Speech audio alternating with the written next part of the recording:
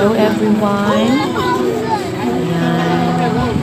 Dito na nga kami sa 12 o'clock. Pumunta na nga kami sa Tarong. Kasi libing na ng aking lola. Ayan. Ang dami ng tao. Ang dami ng mga kay lola. Naghihintay. Kami po ay nasa labas niyan. Nag-usap-usap kami ng aking mga pinsan. Kaya tinatanong nila kung taga saan daw ang aking asawa. Hawakan mo, mawalat na. Ayan. Ayan. Ang lola ko ay taga Tarong Mercedes Camarines Norte. Ayan, ilalabas na nga ang lola ko sa bahay niya. Ihahatid na namin sa kanyang huling hantungan. Ayan ang kanyang mga anak, ang kanyang mga manugang. Ihahatid na namin si inay sa kanyang huling hantungan.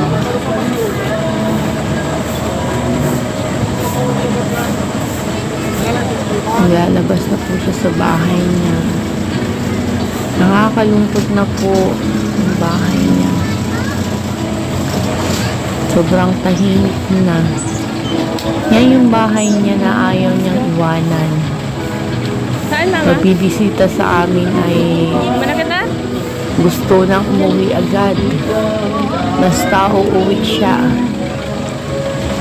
Ayaw niya matulog sa ibang bahay. Gusto niya sa bahay niya.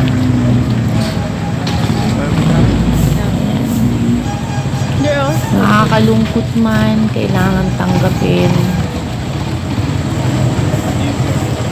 Kapiling na siya ni Lord ngayon. Alam po, inay, tinitingnan mo kami. Nabantayan mo kami mga apo mo. Babantayan mo yung mga anak. Kasama mo na si Papa Ino, ang aming lolo. Ayan. Ihahatid ka na sa huling hantungan. Sobrang nakakalungkot. Ayan yung anak niya. Kahit may sakit din, isa ding may sakit. Grabe po ang diabetes ni tita ko. Pabalik-balik din sa ospital. Sobra siyang kalalabas niya lang sa ospital. Halos sa bayan sila, nabalitaan niya na aksidente nga daw po yung lola ko. Nadulas po siya sa CR. Siya lang po mag-isa sa bahay. Nadatna na lang ng tita ko na nakahandusay na sa CR. Ayan, sama-sama kami pupunta sa Barangay Kulase. Doon po siya hatid. Ayan po, mga pinsan ko po yan. Tita ko sa loob ng jeep. Nagkasama-sama kami ulit.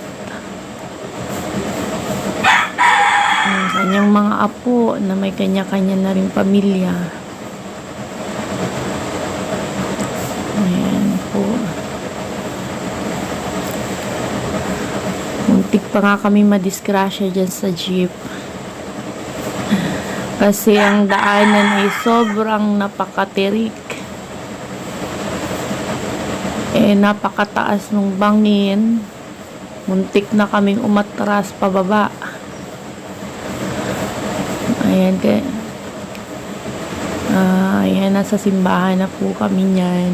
Yan yung pinakamalaking simbahan dito sa Mercedes. Barangay Kulasi. Ayan.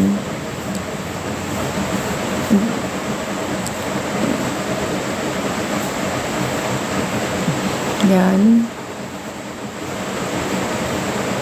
Nadasalan pa ang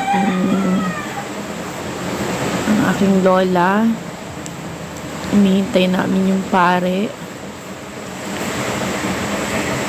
Bago takpan ng kanyang kabaong, ay gusto namin silipin ang lola namin sa huling pagkakataon.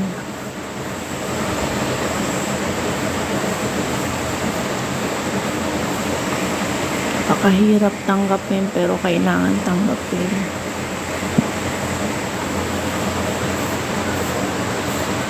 Ayan. Pakaraming taong dumalo. Ang kanyang libing. Maraming nagmamahal sa lola ko.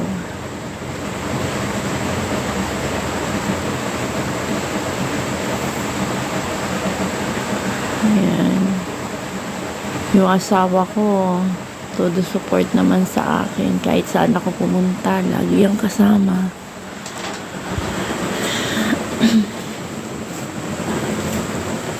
Kahit buntis ako at ang hirap ng daanan, ay pinilit kong sumama.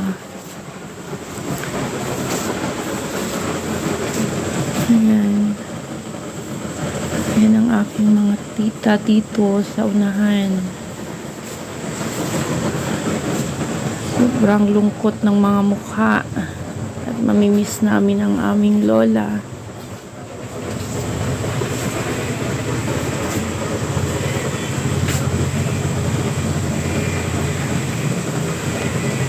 Ayan.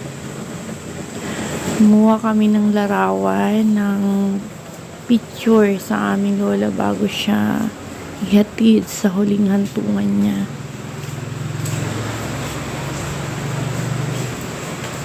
Sinilip ng kanilang apo, ng kanyang mga apo, ng kanyang mga anak at mga manugang bago man lang isarang ang kabaong. Napakalayo pa po ng sementeryo dyan. Lalakarin namin ng pagkalayo-layo. Sobrang init. Wala pong maayos na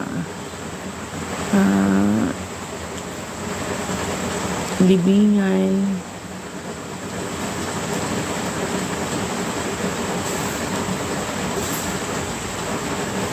Sobrang layo. Ayan yung tita ko. Sobrang lungkot. Siya yung laging kasama-sama sa bahay ni lola. Minsan pag walang pasok kasi siya ay isang guro. Kaya padalaw-dalaw na lang siya sa lola ko.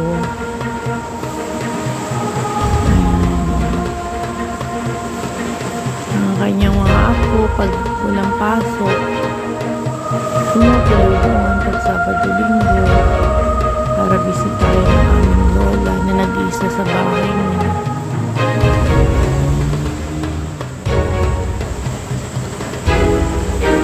Ang aking lola ay napunta naman dito sa bahay. Kami yung dinadalaw. Minsan, kami yung dinadalaw sa kanya. Pag walang gawa kasi ako po ay may tindahan din. May tindahan.